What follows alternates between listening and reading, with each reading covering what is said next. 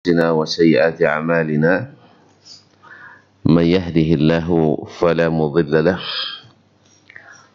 ومن يضلل فلا هادي له أشهد أن لا إله إلا الله وحده لا شريك له وأشهد أن محمدا عبده ورسوله لا نبي ولا رسول بعده يا أيها الذين آمنوا اتقوا الله حق تقاته ولا تموتن إلا وأنتم مسلمون يا أيها الناس اتقوا ربكم الذي خلقكم من نفس واحدة وخلق منها زوجها وبث منهما رجالا كثيرا ونساء واتقوا الله الذي تساءلون به والأرحام إن الله كان عليكم رقيبا يا أيها الذين آمنوا اتقوا الله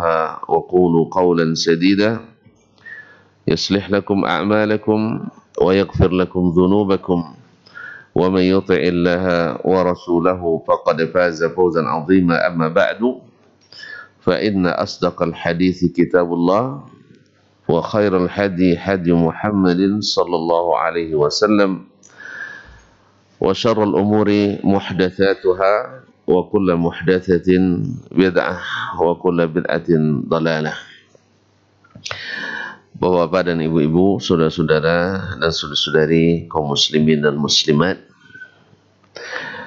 al-hadirin wal hadirat wal mustami'ina wal mustami'at wal musyahidin wal musyahidat, bapak dan ibu-ibu jemaah salat subuh di Masjid Zaid bin Thabit radhiyallahu anhu Pekanbaru, ataupun yang mendengarkan melalui Radio Urbani 91,1 FM, ataupun yang menyaksikan melalui media dimanapun berada.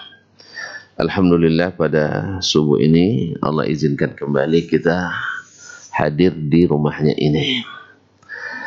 Mudah-mudahan tak satu pun kita kecuali diberi apa yang telah beliau yang dia janjikan berupa rahmat, barakah dan kebaikan. Man shalla subha fi jama'atin kana fi zimmatillah. Siapa yang salat subuh berjamaah dalam jaminan Allah Subhanahu wa taala. Oleh itu mari kita bersyukur kepadanya atas nikmat yang diberikannya. Mudah-mudahan nikmat ini kita gunakan untuk yang membuat kembali nikmat semakin bertambah. Salawat dan salam kepada baginda Rasulullah sallallahu alaihi wasallam. Tak puas-puasnya kita, tak bosan-bosannya, karena kita memang sangat berharap dan rindu untuk bertemu dengannya, dan mudah-mudahan tidak tertolak cinta kita. Amin ya rabbal alamin.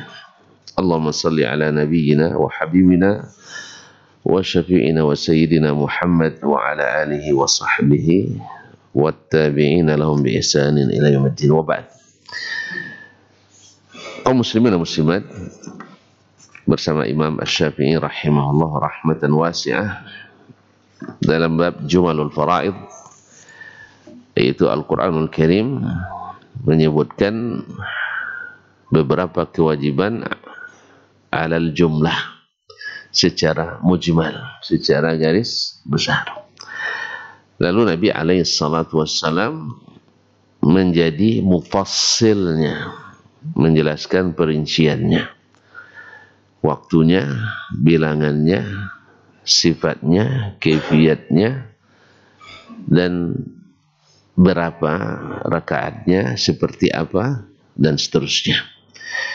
Kemarin sudah dijelaskan oleh Imam rahimahullah ta'ala tentang salat, dan berkata beliau sampai kita pada perkataannya, akhbarana Ibnu Abi Fudaik telah menceritakan kepada kami di alinea 497, ya, telah menceritakan kepada kami Ibnu Abi Fudaik, yaitu Muhammad ibn Ismail ibn Abi Fudaik al-Madani an ibni Abi Dhi'bin, dari Ibnu Abi Dhi'bin, yaitu Muhammad bin Abdurrahman ibn Abi Dhi'bin al-Madani, termasuk yang awal-awal menulis kitab Al-Muwatta seperti Imam Malik rahimahullah ta'ala, salah seorang fuqaha Madinah.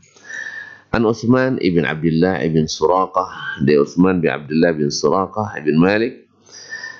An Jabir ibn Abdullah, dari Jabir bin Abdullah ibn Amr ibn Haram al-Ansari al-Khazraji al-Madani. Dia bapaknya sahabat Nabi alaihi salatu wassalam. Anna Rasulullah sallallahu alaihi wasallam fi ghazwati Bani Anmar, bahwa Rasulullah sallallahu alaihi wasallam dalam peperangan Bani Anmar, kana yusalli ala rahilatihi mutawajjihan qibala al-masyriq. Beliau salat di atas kendaraannya menghadap ke arah timur.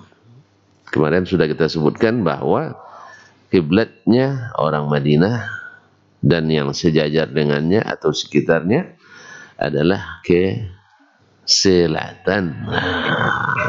Ke selatan, karena Mekah posisinya di bagian selatan kota Madinah.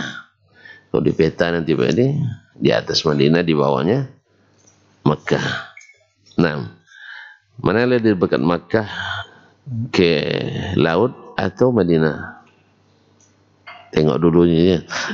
Nah, dekat lagi Mekah. Nah, kaum muslimin dan muslimat dirahmati Allah SWT.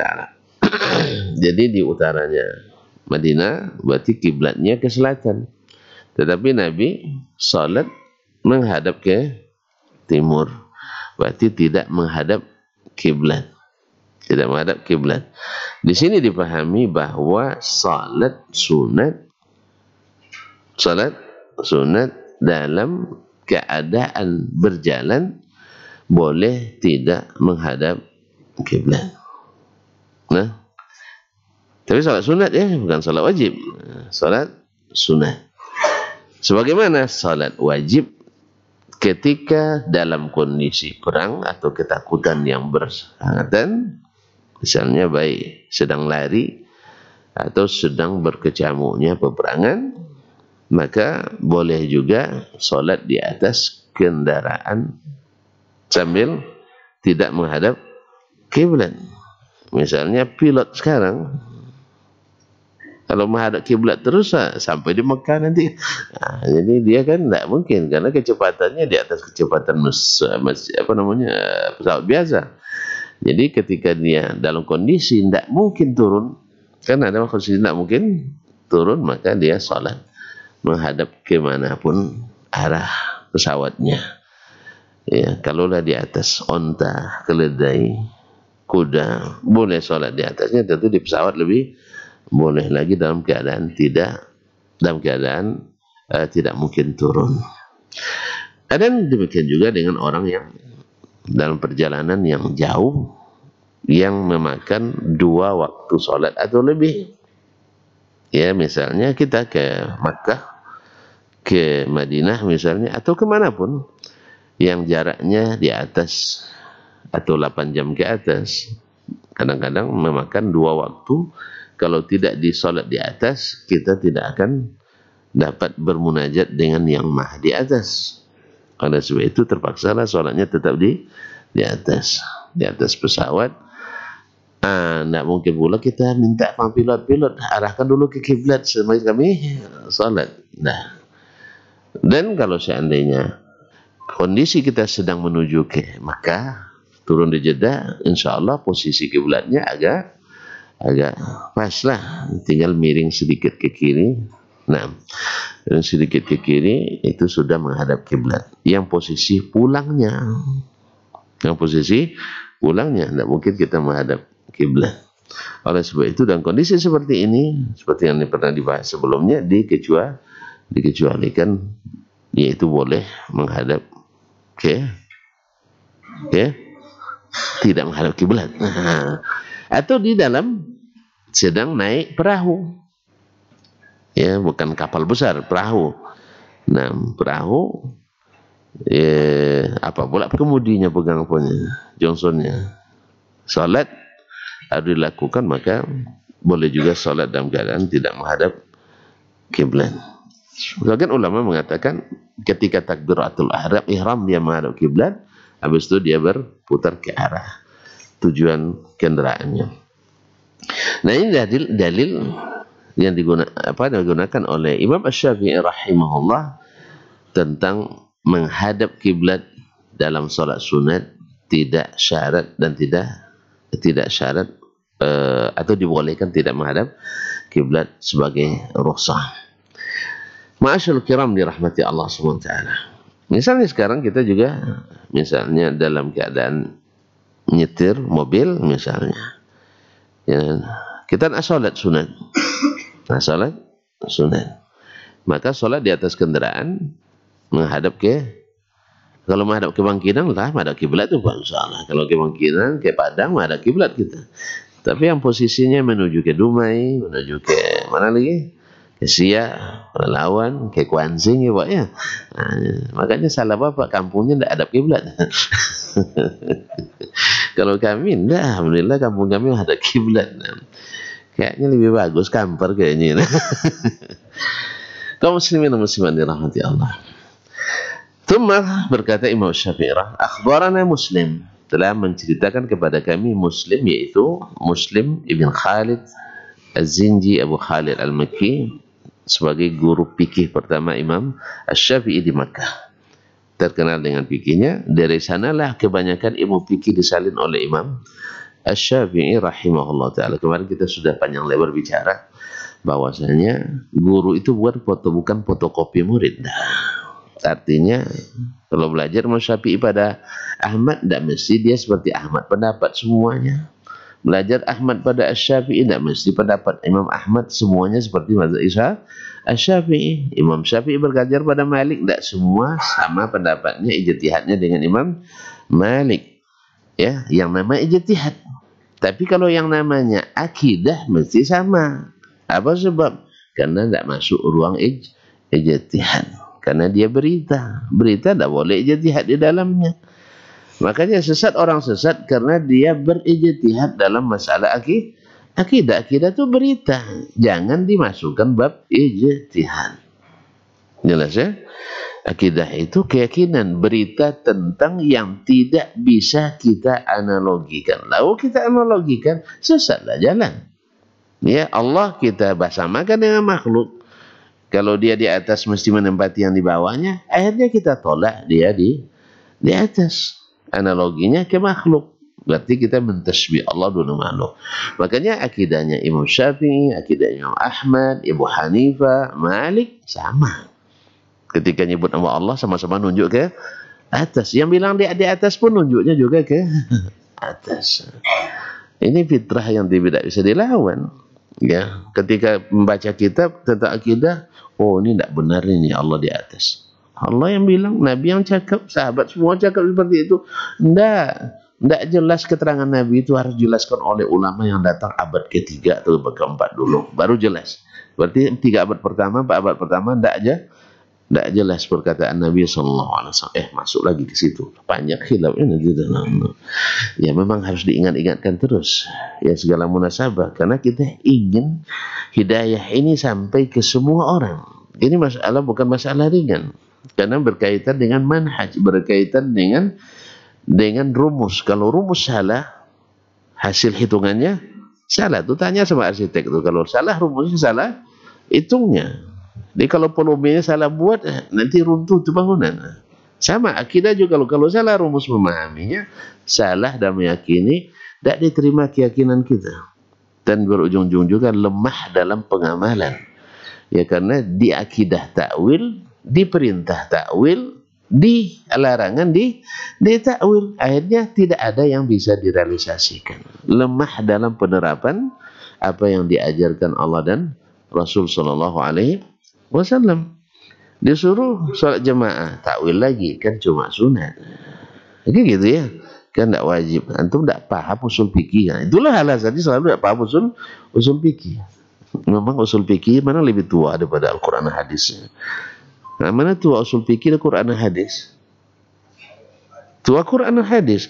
Kalau bertentangan usul fikih dan Quran dan hadis, kita ikut yang mana? Hah? Kalau bertentangan usul fikih dengan Quran dan hadis, ikut mana? Kok ragu tuh?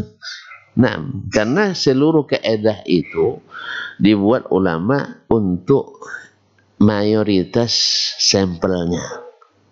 Dan setiap kaedah ada pengecualiannya. Bertentangan kaidah bahasa Arab, nahwu sharab dengan bahasa Arabnya orang Arab. Mana yang kita ikut? Nahwu sharab. Bahasa Arabnya orang Arab. Karena kaidah itu lil ghalib, untuk yang dominan saja, tidak semuanya. Ini tidak dijadikan kaidah di atas dalil. Itulah sesatnya kita dalam berdalil. Karena kaidah dijadikan lebih tinggi dari dalil, sehingga akal menghukum dalil, bukan dalil menghukum akal. Akal itu balik itu sama nanti hasilnya, Pak. Sama hasilnya kalau kita akal dihukum oleh dalil, saudara kita yang lain dalil dihukum oleh akal. Berarti dia mendahulukan akal, kita mendahulukan dalil. Sama duduknya. Itu duduk tidak bisa sama tinggi, itu tegak tidak bisa sama rendah. Bisa dong? Duduk sama tinggi, tegak sama rendah. Hah? Kalau di ilmu ta'wil boleh aja, itu balik, Pak. Kita bicara tentang ta'wil, maka saya balik. Nah, duduk sama tinggi, tegak sama rendah. Di ta'wil boleh aja. Jelas? Nah, makanya ta'wil itu rusak, Pak. Ya. Akhirnya terpaksa bapak ngangguk-angguk aja. Saya bilang ini boleh menurut penafsiran saya, bahwa tegak sama rendah, duduk sama tinggi. Bapak tidak paham usul fikih. Tidak paham usul, tidak paham nahwu sharab, Bapak. Tidak paham kaidah bahasa Indonesia. Itu aja tuduhannya nanti itu. Padahal orang sudah sepakat yang namanya tegak sama tinggi, duduk sama rendah. Lalu datang takwil, akhirnya ini berubah jadinya. Tegak sama rendah, duduk sama tinggi. Ketika Bapak tidak bisa mencerna, saya bilang Bapak tidak paham kaidah usul fikih, tidak paham bahasa Arab, tidak paham nahwu sharab, tidak ngerti balaghah, tidak pandai, semuanya keluar itu gagal paham. Mau Bapak dibilang gagal paham? Allah musta'an. Ini akibat takwil tuh, Pak. Nampak ya? Ya, yang ke atas jadi ke bawah jadi ke atas. Nah, yang benar jadi salah, yang salah jadi benar, yang hak jadi batil, batil jadi. Yang jelas jadi subuhat, yang subuhat jadi jelas. Yang muhkam jadi mutasyabihat, yang mutasyabihat jadi muhkamat. Inilah akibat daripada takwil. Allah musta'an. Oleh sebab itu kalau dengar takwil nanti Pak menghindar aja ya, Pak ya. Mohon maaf, kami nak tegak sama nak tegak sama tinggi, duduk sama rendah. Tidak usah kami tegak sama rendah, duduk sama tinggi. Jelas? Baik. Wasanna Rasulullah sallallahu alaihi wasallam fi salatil a'yadi wal istisqa sunnatus salawati fi adad ruku' was sujud. Dan Rasulullah sallallahu alaihi wasallam menetapkan pula sunnah dalam salat hari raya dan salat istisqa, sunat salat-salat fi adadi ruku' was sujud, dalam jumlah ruku' dan sujudnya, ya, yaitu 2 rakaat dan subhanallah, antara istisqa dengan hari raya kan sama, khutbahnya juga setelah salat. Nah, khutbah setelah salat, dan diutamakan salatnya lebih panjang dari khutbahnya. Sekarang banyak bertanya, khutbah sekarang kok lama-lama, Ustaz? Iya kan?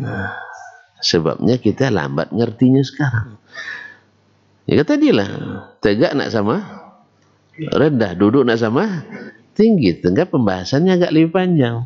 Apalagi kalau dulu Nabi pakai bahasa Arab langsung dipahami. Sekarang dah pakai bahasa Indonesia masih juga belum dipahami, dasar diulang-ulang. Jadi kaum muslimin dan muslimat, apalagi kita sekarang baca dalil diterjemahkan, habis itu disyarah. Kalau Nabi langsung sejelas syarahnya. Kalau kita itu lah syarah kita enggak, setelah disyarah tambah enggak jelas. Allah Ustaz. Wasanna fi salatil khusuf, dan Nabi sunnahkan dalam salat gerhana, fazada fiha rak'atan ala ruku'is salawat. Dalam salat gerhana Nabi tambah 1 kali ruku', berbeda dengan salat-salat yang lain. Salat yang lain, ya salat baik yang wajib maupun sunat, rukuknya dalam setiap rakaat itu 1 kali. Ya, kecuali salat gerhana. Maka Nabi SAW buat rukuknya 2 kali. Rukuknya 2 kali. Faja'ala fi kulli rak'atin rak'ataini, sehingga beliau jadikan dalam setiap rakaat 2 kali rukuk. 2 kali rukuk. Dan ini khusus salat gerhana. Kalau kita nak buat pula salat bentuk lain, ya tak boleh. Tapi enggak ada larangannya. Nah, ya kan enggak ada larangannya. Kan itu alasan kita selalu, ya sekarang saya kalau gerhana dulu beda dengan gerhana sekarang. Misalnya kan, lalu kita buat kalau gerhana di musim panas, rukunya 4 kali. Gerhana musim dingin, rukunya 3 kali. Nah, gimana? Tidak boleh. Kenapa tidak boleh? Mana dalil yang melarang? Hah? Masa sholat tidak sesuai dengan petunjuk? Nah, menambah rukuk baik apa tidak? Baik. Ini masa rukuk tidak baik? Niat saya melakukannya baik apa tidak? Baik juga. Masa niat baik, amalan baik, di bulan baik, tidak diterima oleh yang maha baik? Nah itu kan, mana dalil yang melarang? Ini karena itu selalu begitu, mana dalil yang melarang? Ini sebenarnya kaum muslimin dan muslimat rahmatillah. Makanya perlu juga diulang-ulang terus bahwasanya asal muasalnya ibadah itu terlarang. Terlarang. Sebelum ada dalil yang membolehkan. Dan asal muasalnya urusan duniawi itu boleh sampai ada dalil yang melarang. Makanya kalau untuk urusan duniawi tidak perlu tanya dulu, kerjakan aja. Nah, kalau ada yang melarang baru tanya apa dalil melarangnya. Ya, kecuali yang sudah maklum terlarang, kan ada yang sudah maklum terlarang. Khamar dah tahu kita terlarang gitu. Narkoba tahu kita terlarang. Bawa istri orang, tidak ada pun syariat pasti kita tahu itu terlarang. Namanya aja barang larangan itu. Tidak boleh kita bawa. Jelas? Bawa anak gadis orang, tidak ada SIM, boleh? Tidak boleh juga. Jadi kita tahu semuanya itu. Atau bawa suami orang, boleh apa tidak? Ya tidak boleh. Itu semuanya kan kita tahu semuanya. Andainya tidak ada dalil pun kita sudah tahu, apalagi ada dalilnya. Judi dah tahu kita. Jadi maksudnya pada hukum asalnya mubah semuanya. Dan kita secara naluri dah tahu bahwa ini sendal orang. Tidak sendal saya. Tahu kita itu tidak boleh dibawa. Kan gitu? Tidak ada orang tidak tahu bahwa sendal orang tidak boleh dibawa kecuali itu berizin. Semua tahu. Kecuali ada hukum lain yang ditetapkan bahwa sendal kalau udah sampai masjid milik bersama. Nah, saya yakin tidak ada yang bawa sendal baru ke sini tuh. Pasti sendal swallow aja akan ada di masjid ini. Tapi karena tidak ada hukum itu, sehingga ada juga berani bawa sendal yang lumayan, yang baru, yang mahal dan sebagainya. Nah, sehingga ada pula tempat penitipan sandal dan sepatu. Kenapa? Karena orang sebagian kena syubhat. Ya, ambil baiknya, buang buruknya. Dibawa yang buruk ke sini, diambilnya yang baik-baik bawa pulang. Allah musta'an, salah dengar kaji, salah dengar kaji. Karena makanya hal-hal seperti ini kadang-kadang harus tuntas jelaskan. Yang mana yang buruk, mana yang baik, yang mana yang boleh, mana yang tidak. Allah musta'an. Baik, qala, berkata Imam Asy-Syafi'i rahimahullah, akhbarana Malik, telah menceritakan kepada kami Imam Malik rahimahullah, masyhur Imam Malik ibn Anas ibn Abi Amir al-Asbahi al-Himyari, Imam Darul Hijrah, an Yahya bin Sa'id, dari Yahya ibn Sa'id al-Ansari al-Madani, an Amrah, dari Amrah, yaitu Amrah binti Abdurrahman ibn Auf. Ini anak orang kaya nih, tapi jadi ulama besar. Abdurrahman bin Auf, masih lupa? Abdurrahman bin Auf radhiyallahu taala anhu, yang masya Allah, orang bilang apapun ditanam, batu ditanam tumbuh juga sama tangan dia. Subhanallah, betul-betul bertuah tangannya, barakah. Karena apa? Karena memang tangannya juga, subhanallah, tangannya itu cepat ininya, tidak pernah megang lama-lama. Infaknya tidak terhitung. Ada yang coba mengkalkulasikan, kalau dikonversikan dengan rupiah, yang infak beliau itu tidak kurang dari 700 miliar lebih, ya, 700 miliar lebih sampai dia meninggal. Kalau ukuran itu sudah sampai 700 miliar, banyak enggak? Nah, itu pun hartanya ketika dia meninggal, sehari orang memotong emas untuk dibagi ke ahli waris, tidak selesai. Padahal sudah wasiat juga sebelum meninggal. Wasiat sebelum meninggal berapa ekor mah? 3.000 ekor kambing. Terus 1.000 sapi. Berapa duitnya itu? Ini yang kambing kan ada dekatnya, sapi. 1.000 berapa? 1.000 ekor sapi kali 17 juta. Betul 17 juta. Hah?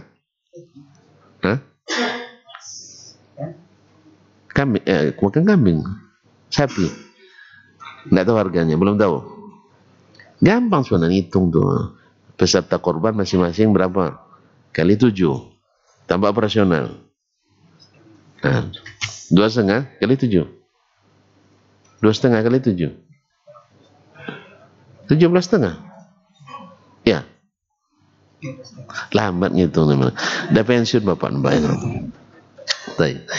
Kaum muslimin wa muslimat. Amrah bintu Abdurrahman ibn Auf al-Zuhri. An Aisyah, dari Aisyah ummul mukminin, dia takhasus banyak belajar pada ibu kita Aisyah radhiyallahu taala anha. An Nabi sallallahu alaihi wasallam, dari Nabi sallallahu alaihi wasallam. Naam. Qala wa akhbarana Malik an Hisham an abihi an Aisyah radhiyallahu taala anha an Nabi sallallahu alaihi wasallam, dan disampaikan pula oleh Imam Malik kepada kami an Hisham, dari Hisham, yaitu Hisham bin Urwah bin Zubair ibn al-Awwam al-Asadi, an abihi, dari bapaknya Urwah ibn Zubair. Urwah ibn Zubair, lah tuan-tuan masih ingat kan, salah satu dari 4 orang yang berdoa di Hijr Ismail itu ya. Yang satu ingin jadi khalifah, yang satu ingin jadi gubernur, satu jadi ulama besar, yang satu ingin diampuni dosanya. Alhamdulillah, semuanya terkabul doanya, kecuali yang keempat, karena di akhirat dan tahunya. Dan kata Imam Nuhaj, kata para ulama, perawi dan pensyarah, insyaallah juga terkabul. Abdullah bin Umar, siapa orangnya, kaum muslimin. An Abi, dari Aisyah radhiyallahu anha, Nabi sallallahu, dari Nabi sallallahu alaihi wasallam, seperti itu juga. Qala Malik an Zaid bin Aslam, berkata Imam Syafi'i rahimahullah, dari Imam Malik, dari Zaid ibn Aslam al-Adawi, Zaid ibn Aslam al-Adawi maula Umar bin al-Khattab radhiyallahu anhu, an Atha ibn Yasar, dari Atha ibn Yasar al-Khurasani, an Ibn Abbas, dari Ibn Abbas, Abdullah bin Abbas bin Abdul Muttalib, dari Nabi sallallahu alaihi wasallam, mithlahu, seperti itu juga. Qala wa huki an Aisyah wa Ibn Abbas, berkata Imam Syafi'i rahimahullah taala, dihikayatkan dari Ummul Mukminin Aisyah radhiyallahu taala anha Ibnu Abbas dan juga Ibnu Abbas fi hadhil ahadits, dalam hadis-hadis ini yang dia sebutkan sanadnya tadi, salatun Nabi sallallahu alaihi wasallam, salatnya Nabi sallallahu alaihi wasallam bilafdzin mukhtalif, dengan lafaz yang sedikit berbeda. Wajtama'a fi haditsihima ma'an, namun makna yang substansial di dalamnya terhimpun atau sama. Annahu, bahwa Nabi sallallahu alaihi wasallam shalla salatal kusufi rak'ataini fi kulli rak'ati rak'atain. Bahwa Nabi sallallahu alaihi wasallam salat kusuf, itu gerhana matahari, 2 rakaat, dan dalam setiap rakaat 2 kali rukuk. 2 rakaat, dalam setiap rakaat 2 kali rukuk. Ma'asyiral kiram yang dirahmati Allah Subhanahu wa taala.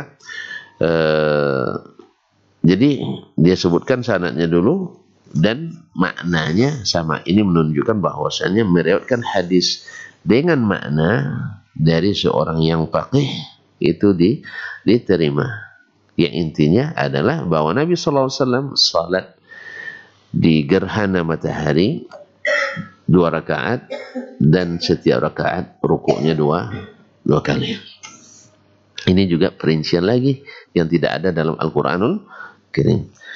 Dalam Quran umum, wa aqimu as-shalah, dirikan salat. Dan banyak salat yang didirikan, yang fardu 5 waktu sekali semalam. Kemudian ada salat sunat-sunat rawatib yang mengiringinya. Ada salat-salat sunat yang lain seperti yang dijelaskan oleh imam kita Asy-Syafi'i rahmatullahi taala alaih. Wa qala Allahu fi shalah. Kemudian Allah Subhanahu wa taala berfirman tentang salat juga. Innas salata kanat 'alal mu'minina kitaban mawquta. Sesungguhnya salat itu wajib bagi orang beriman dalam waktu yang ditentukan. Berarti wajib bagi orang beriman pada waktu-waktu yang ditentukan. Fabayyana Rasulullah sallallahu alaihi wasallam, mana waktu yang ditentukan itu? Kan Allah bilang waktu yang ditentukan. Mana? Dalam sunnah Nabi sallallahu alaihi wasallam. Itu tandanya bahwasanya sunnah itu dibutuhkan untuk memahami Al-Qur'anul Karim. Takkan paham Al-Qur'an kecuali dengan sunnah Nabi sallallahu alaihi wasallam. Siapa yang memahaminya di luar konteks sunnah Nabi pasti akan menyimpang daripada pemahaman yang benar. Ma'asyiral kiram. Fabayyana Rasulullah sallallahu alaihi wasallam anillahi tilkal mawaqit. Rasulullah sallallahu alaihi wasallam menjelaskan ya dari Allah waktu-waktu itu. Allah juga yang sebutkan tapi dalam bentuk sunnah. Wa shallas salawati li waqtiha. Lalu Nabi sallallahu alaihi wasallam menunaikan salat-salat itu pada waktu yang ditentukan. Malam tadi beliau Isra dan Mi'raj. Besoknya Jibril turun. Lalu beliau salat bersama Nabi SAW di awal waktu sehari itu. Besoknya lagi turun, beliau salat di akhir waktu. Lalu dia katakannya, ma baina hadaini as-salah. Waktu salat antara 2 waktu ini. Artinya apa? Bila seandainya imam menghendaki salat itu ditakhirkan, maka itu dibolehkan. Makanya sebenarnya tidak ada alasan dalam acara apapun pentingnya untuk tidak salat berjamaah, kecuali karena memang tidak disiapkan tempatnya. Itu masalahnya. Tapi kalau dijadikan dia agenda penting kita, pasti disiapkan tempatnya. Jelas, misalnya kita sewa acara seminar nasional internasional di sebuah hotel mewah misalnya, cari yang ada masjidnya. Oh mahal bayarnya Ustaz, karena yang ada masjid katanya kan. Ini kalau ada masjid mahal tidak mau kita, tapi kalau hotel mahal mau. Itu masalah. Baik, tidak ada masjid, ruangan ya, ada auditorium besar atau apa istilahnya di hotel tuh, ballroom, maksudnya bal itu bola kan, jadi ruangan bola gitu ya. Saya tidak tahu, semua tolong tunjukkan. Walaupun saya guru bahasa Inggris dulu, tapi saya tidak paham. bola kan, ruangan, berarti ruangan sepak bola gitu ya. Saya tidak tahu. Tak kenapa, mungkin itu sebabnya. Atau mezanin misalnya dan sebagainya. Silakan disewa ruangan untuk salat. Atau misalnya bawa anggota salat di masjid yang dekat dengan hotel biar gratis. Kan tadinya kalau di hotel bayar gitu kan. Iya enggak? Masuk masjid memang tidak bayar Ustaz. Tapi masuk lokasi masuk masjid tidak bayar, tapi masuk lokasi bayar. Memang masjid kayaknya perlu ahli takwil lagi kita ini. Ada masjid yang tidak bertempat. Masjid yang tidak bertempat. Paham tidak paham Pak Edi nampaknya. Biar tidak bayar, jadi buat masjid yang tak bertempat. Tidak ada kawasannya. Tidak paham, tidak usah dilanjutkan. Karena memang di sini tidak ada ahli takwil. Kaum muslimin dan muslimat dirahmati Allah SWT. Jadi salat. Nah, andainya ya kita kan ada kadang pembahasannya kalau diputus tak ini ya, tak susah dilanjutkan. Tidak apa-apa. Lanjutkan dulu. Waktu itu ada 3. Ada waktu muwassa, ada mukhayyar, ada mudayyak. Dan semua itu boleh salat dalamnya, boleh enggak? Boleh. Makanya ketika salat maghrib, orang langsung qomat alasannya alasan waktu pendek. Enggak ada alasan waktu pendek. Dalam mazhab, baik mazhab yang membagi maghrib 2 waktu atau mazhab membagi maghrib 3 waktu, enggak ada pendeknya. Bedanya dengan subuh ini bedanya dengan subuh hanya 5 menit atau 7 menit saja. Padahal subuh lama kita nunggu kan, maghrib tak pakai menunggu. Nah, tapi kalau seandainya Bapak sholat di masjid yang tak nunggu, jangan dipaksa pula, direbut pula mikrofonnya, jangan, ngaji dulu, ajak ngaji gitu. Kadang-kadang nih orang salah paham pula, bukan dipaksakan sampai hatinya menerima. Kalau belum hatinya biarin aja dulu, tapi masukkan terus banyak ruginya Pak. Kalau kita azan langsung qomat, sebab Bapak tuh baru selesai olahraga, kalau langsung qomat tidak datang dia ke masjid. Dia datang pun nanti menyusahkan awak juga. Orang habis berkeringat begitu, berdiri samping kita. Akhirnya dia ngerti sendiri. Kalau gitu saya tidak salat berjamaah aja lah, kan cuma sunat. Itu lagi kan, dapat dia alasan. Nah, makanya orang kan selesai rata-rata olahraga selesai kan maghrib banyak kan. Iya, orang pulang kerja sampai di rumah maghrib juga, tiba-tiba azan langsung qomat. Ada alasan dia untuk berlama-lama. Akhirnya, dinginkan badan dulu. Nah, gitu lagi kan. Dinginkan badan dulu, habis itu duduk di kursi santai. Akhirnya hilang sampai isya. Nah, tapi kalau kita tunggu, insya Allah, alhamdulillah masih terkejar.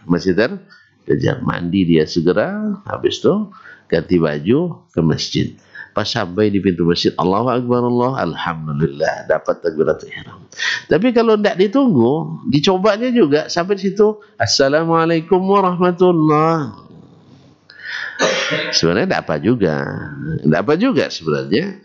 Karena kalau harus juga dikasih dia obat, itu berupa hadis, siapa yang datang ke masjid untuk sholat berjamaah lalu didapatkan orang sudah usai, dia tetap dapat pahala berjamaah. Ya, tapi simpan itu dulu, nanti untuk yang terlambat aja kasih. Kalau yang dari awal dikasih nanti payah kita. Nah, paham tak?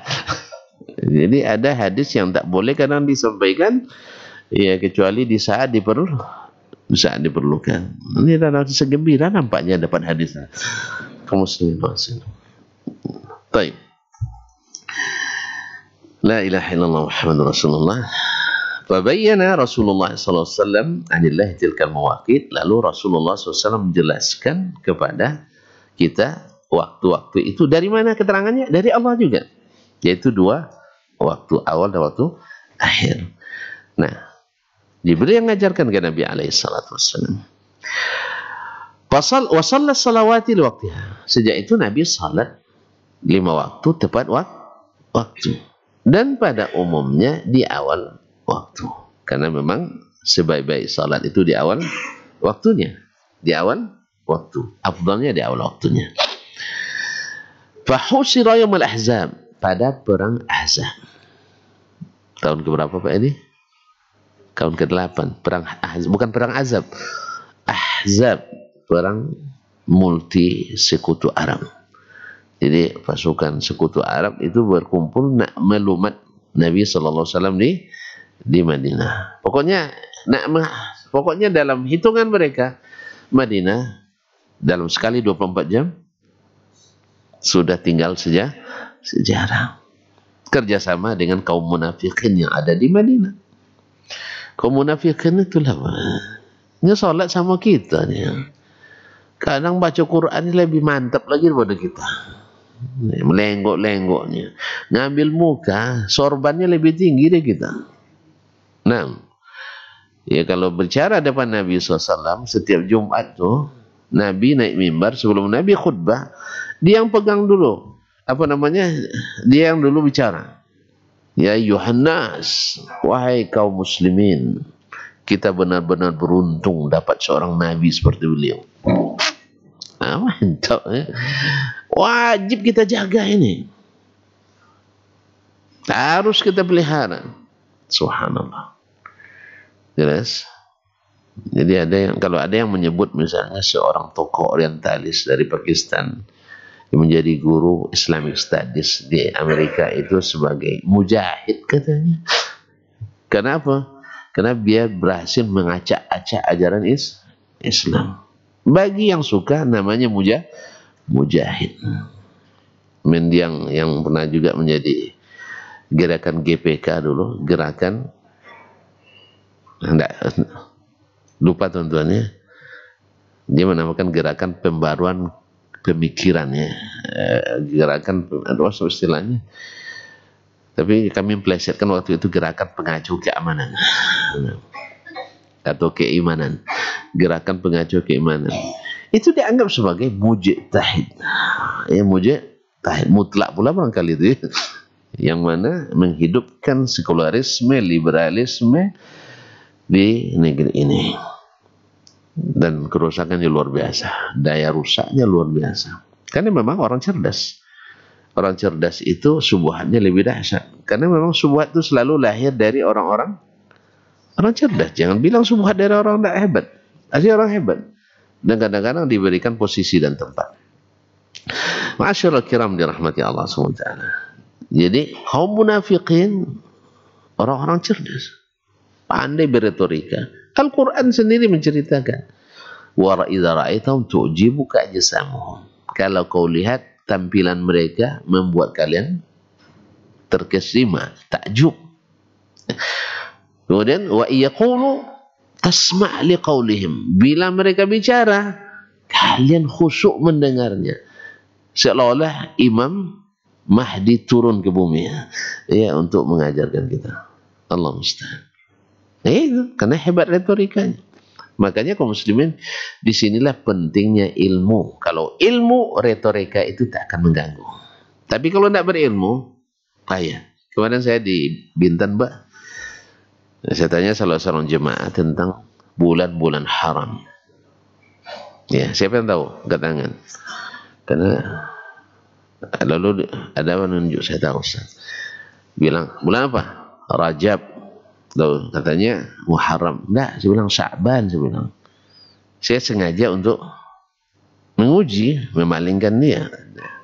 Dia bilang Rajab, Muharram. Enggak, Rajab, Sya'ban, dia bilang. Habis itu Ramadan.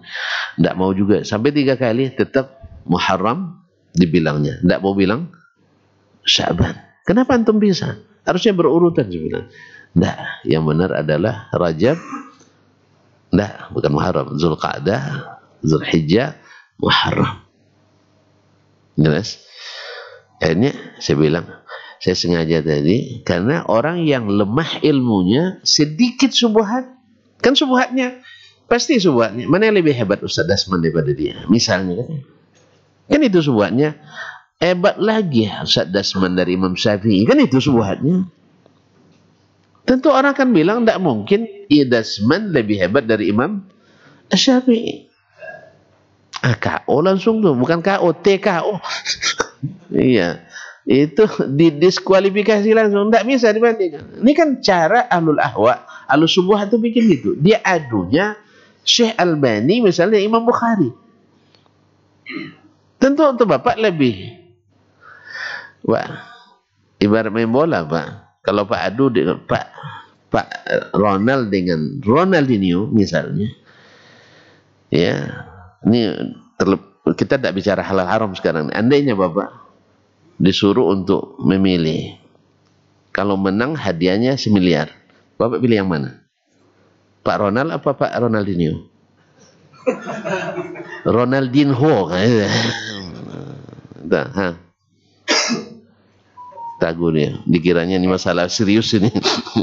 Kita berandai-andai ini, Pak. Bapak belum ngaji. Belum ngaji, tidak tahu bertaruh itu haram kan itu ya. Sekarang disuruh, atau contoh lain lah Pak, bikin contoh lain Pak. Ya, aku sengaja tadi nak supaya agak familiar sedikit kan. Rupanya salah paham beliau. Pak, tidak jadilah, tidak jadi Pak. Pasti kalau dia adu pemain kelas internasional, ya legendaris, mungkin di masa beliau bukan itu Maradona lah Pak ya, mungkin ya, mohon maaf. Untuk Indonesia siapa waktu itu? Maradona. Dengan main misalnya lawannya Bang Romi Fazlah. Lalu Bapak harus milih kalau menang dapat hadiah 1 miliar. Bapak nyebelah Bang Romi atau nyebelah ke Maradona? Nah, ini belum tentu menangnya, belum tentu menangnya. Ini mau diadu nih, ya. Ini cara-cara yang tidak fair ini, mengadu yang tidak setaraf. Padahal sebenarnya yang pasnya Syafi'i dengan Malik, ya yang sekelas-kelas itu. Tapi orang tuh sengaja sembunyikan itu supaya apa? Seolah-olah yang mengatakan itu hanya Syekh bin Baz, Ibnu Utsaimin saja. Ulama sebelumnya nggak ada. Itu semuanya.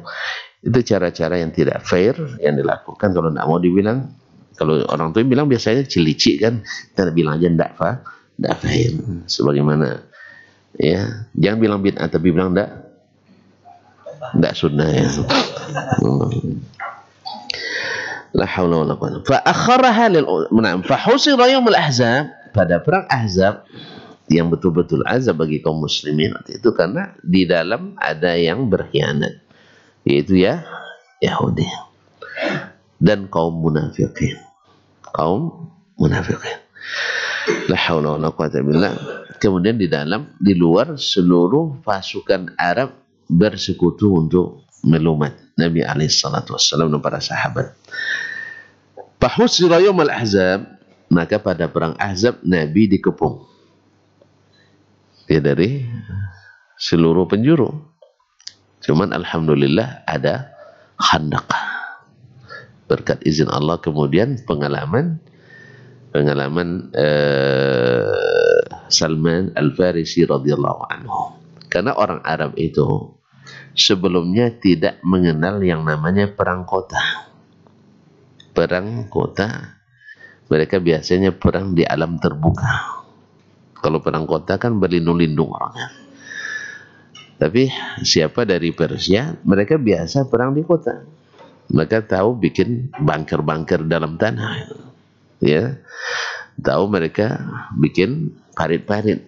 Maka diusulkan ke Nabi Sallallahu Alaihi Wasallam. Alhamdulillah bermanfaat. Parit itu sehingga orang sekutu terkejut.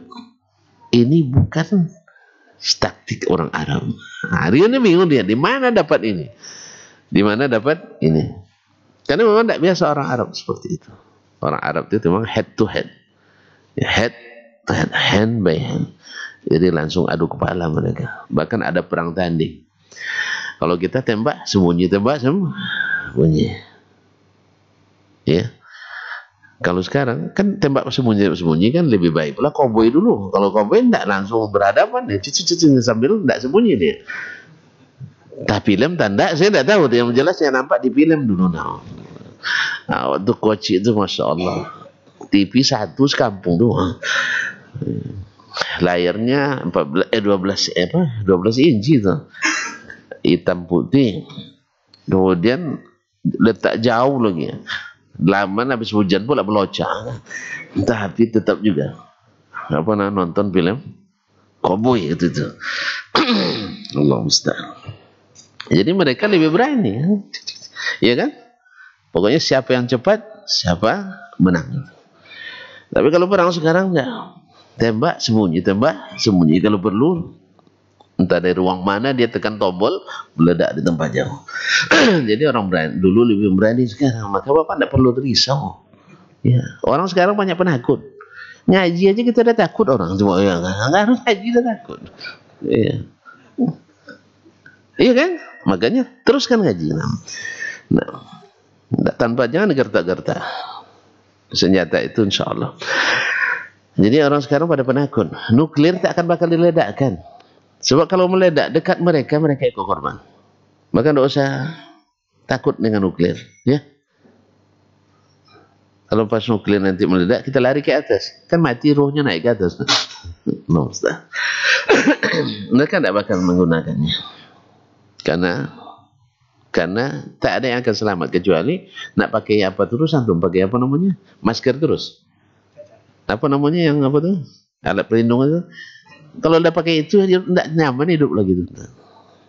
Sama orang sekarang nak ke planet Mars ya nak pakai itu terus alat pelindung APD terus mana yang nak tidur lebih baik ke surga aja lah Pak tanpa alat pelindung jelas dosa pikir Mars ini buang-buang waktu ya.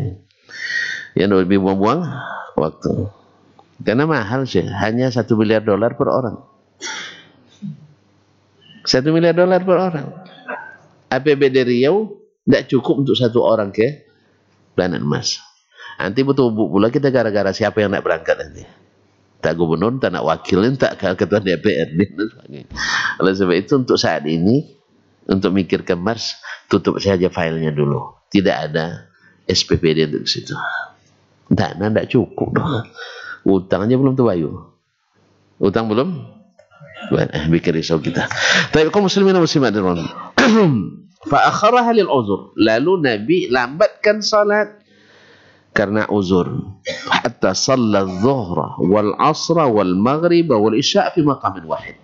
Sampai Nabi salat zuhur, asar, maghrib, isya di satu waktu. Bagaimana kisahnya? Tunggu siri berikutnya. Terima kasih teman-teman. Subhanakallahumma hamdik asyhadu an la ilaha illa anta astaghfiruka wa atubu ilaik. Wassalamualaikum warahmatullahi wabarakatuh.